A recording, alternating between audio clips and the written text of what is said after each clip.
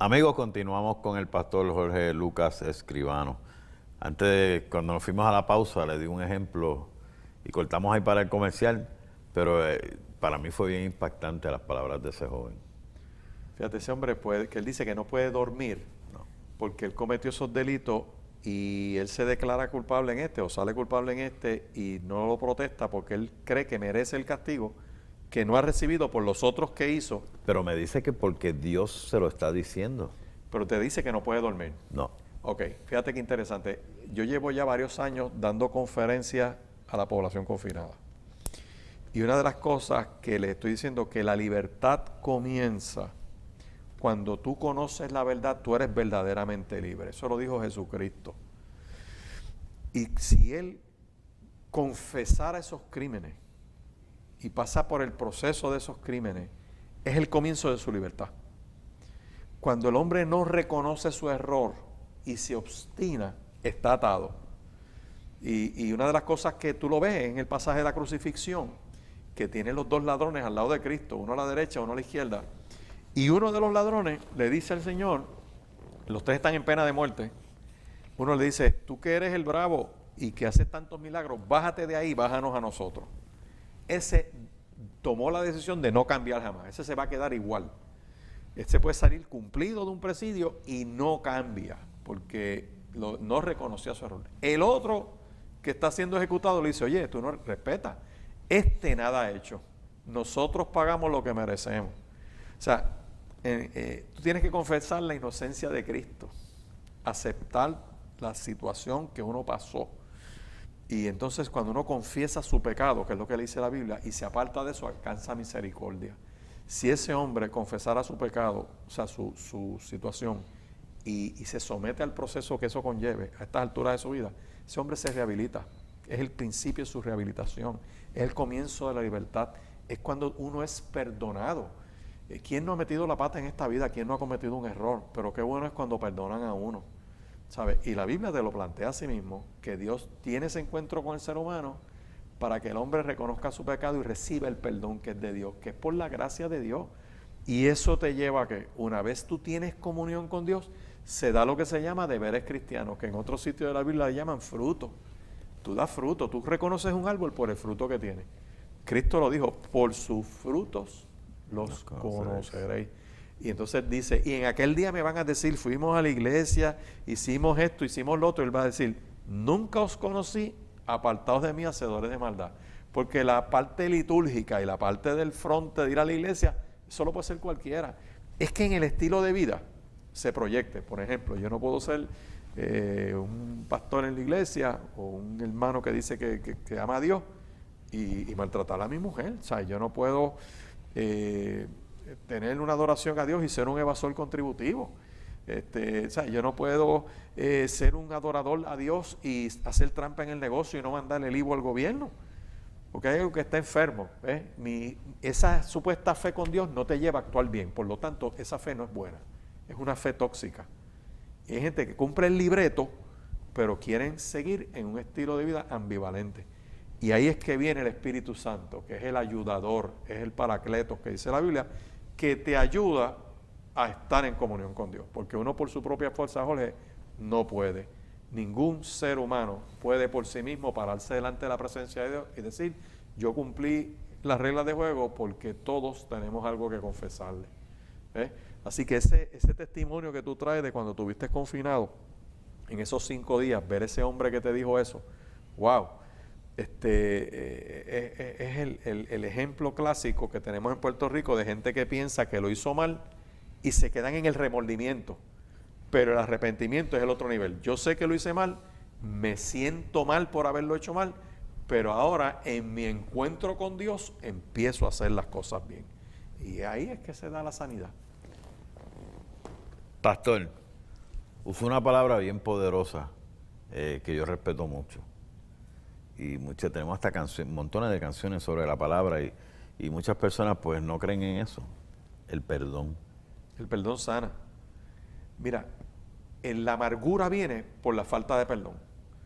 Cuando uno no perdona, uno se amarga. Y es interesante, yo no lo entendía hasta que me metí en la palabra y tuve que perdonarme yo, perdonar gente, pedir perdón, porque si tú no perdonas lo que te están haciendo, eso es como una espina adentro, eso se encona, eso se infecta, no te deja tener paz. Pero cuando tú perdonas, yo tuve esa experiencia, una de las cosas que me motivó a mí ser juez fue un abuso que yo sufrí en un tribunal, empezando en mi profesión. Y recuerdo que fui a ese foro, vamos a ver el caso, yo era el demandante, tenía toda la prueba, los documentos, el otro no tenía evidencia de pago, pero las cosas se veían en cámara. Cuando entramos que el juez, nos llaman a la oficinita del juez, el otro abogado entra primero, el juez lo abrazó, muchacho, poco le da un verso y cuando termina de saludarlo a él, me miró a mí de arriba abajo y me dice, buenos días, compañero. Ya yo sabía por el saludo que me dio el juez que me iban a resolver el encuentro. Y así fue. Pero lo más bravo de eso no fue eso. Yo tuve que aceptar una transacción donde era mucho menor la cantidad que le iban a pagar a mi cliente. Yo no cobré honorario en ese caso para no impactar tanto a mi cliente. Cuando salgo afuera, el abogado me echa el brazo y me dice, oye, tú estás empezando en esto, ¿verdad? Yo le digo, sí, este es de los primeros casos que yo llevo. Y el hombre tan cínico me echa el brazo y me dice, pues tú tienes que aprender que en esto no basta tener la razón y tener la ley, sino que debes tener las conexiones. Yo le dije, algún día yo te cogeré fuera de este gallinero y de ese juez corrupto y tú vas a tener que probar tu caso, no te preocupes. Oye, pasaron los años, Jorge. Cuando eso me ocurrió, yo todavía me hacía la partidura finita aquí, ¿sabes? Pasaron los años, engordé, cambió mi fisionomía. Llego a ser juez y me toca ir a ese tribunal. Uno de los 8 traslados que tuve fue en ese tribunal. Oye, qué bendición. Llega ese día, se abre sala, se sale el alguacil y dice, todos de pie, el tribunal entra en sesión, preside fulano de tal, favor de sentarse y permanecer en silencio, llámese el calendario, digo yo. Y yo cuando miro a la gente que tengo de frente, veo el abogado allí sentado. Y entonces, wow, tú sabes, yo miré para el otro lado para no mirarlo mucho y me di cuenta que él no se acordaba de mí. Yo me acordaba de él, pero él no se acordaba de mí. Ese día yo aprendí a ser juez. ¿Sabes por qué? Porque cuando llega el caso de él, entra esa lucha dentro de uno. ¡Wow! Míralo, ahora lo tengo, ¿ves? Aquel tipo. Y él no se acordaba. Yo veo que él, la manera en que él se dirigió al tribunal, todo, él está desapercibido, porque él se llevó enredado a John Doe muchos años atrás, y ahora tiene un juez de frente que él no sabe quién es. Y ahí Dios me habló. Lo que te pasó a ti en esa celda, Dios me dice. Y digo Dios me dijo porque es el pensamiento que te llega. No fue audible, fue aquí. ¿Te acuerdas? Eso es lo que me llega. Ese te acuerdas que viene de afuera. Donde Él está, tú estuviste. Pero ahora tú eres el juez. Y yo para desquitarme y si no hubiera perdonado, tenía que afectar al inocente que era el cliente de él. Más duro es que el hombre hace sus planteamientos y le tengo que conceder el remedio que está pidiendo. Y ese día fue el día que yo aprendí esto. ¿Sabe? Dios me liberó. Hice la cosa correcta. Lo hice bien. Él jamás se enteró de eso. ¿Ok? Ni él ni el juez que hicieron lo que hicieron. Y me motivó a mí a entrar en la judicatura y hacer lo mejor que lo que ellos hicieron. Y vivo con esa satisfacción. El perdón te liberta. Eso es bien importante. Yo en el caso mío he perdonado totalmente. Totalmente. Y se lo dejo saber continuamente porque todavía hay 1 o 2 personas de las que me persiguieron los 13 años que siguen el día de hoy. Yo no pierdan más el tiempo. Yo los perdono. Muy bien. No pierdan más el tiempo. Yo duermo tranquilo. Pastor, casi estamos llegando al final del programa y quiero que nos dé una visión general de vida cristiana. ¿Qué es una vida cristiana? Es un estilo de vida donde en los 3 minutos y medio que nos quedan, te voy a decir, es un estilo de vida que demuestra tu relación con Dios. Eso es la vida cristiana. Tienes unos deberes para con Dios, para contigo mismo y para con el prójimo. Cuando confrontan a Jesús y le dicen cuáles eran los mandamientos, Él dijo, hay 2 que son principales. Amar a Dios sobre todas las cosas y a tu prójimo como a ti mismo. Lo resumió en 2 sentencias. Tu relación con Dios y tu relación con tus semejantes. Que te lleva a ser pues, buen padre, buen abuelo, buen esposo, buen vecino, buen ciudadano, que sirves a una comunidad con esa misión de encarnar a Cristo en tu vida. O sea, tú demuestras el amor de Dios, tú lo vives y vas a impactar a la gente que te rodea. Lamentablemente, está escuchando la musiquita que nos las tiran para como que hasta aquí llegaron.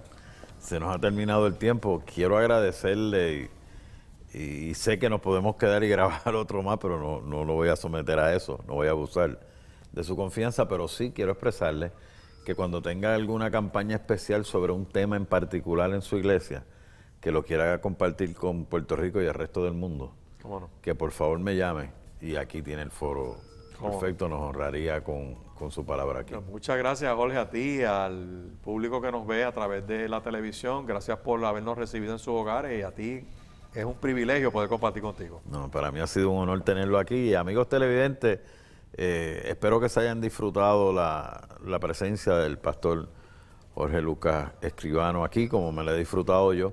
Y ya él dijo, tiene la iglesia en Caimito por la carretera 842, casi al lado del Centro Sol y Solina Ferré. Correcto. Lo que los quieran visitar está los domingos a las 10:30 de la mañana y los martes a las 7:30 de la noche. Y los jueves hay un estudio bíblico también a las 7:30 de la noche. Pues ahí están, y los que quieran más información, pues me pueden escribir a mi email y yo con mucho gusto se la brindo. Muchas gracias por haber estado con nosotros y los espero la semana que viene.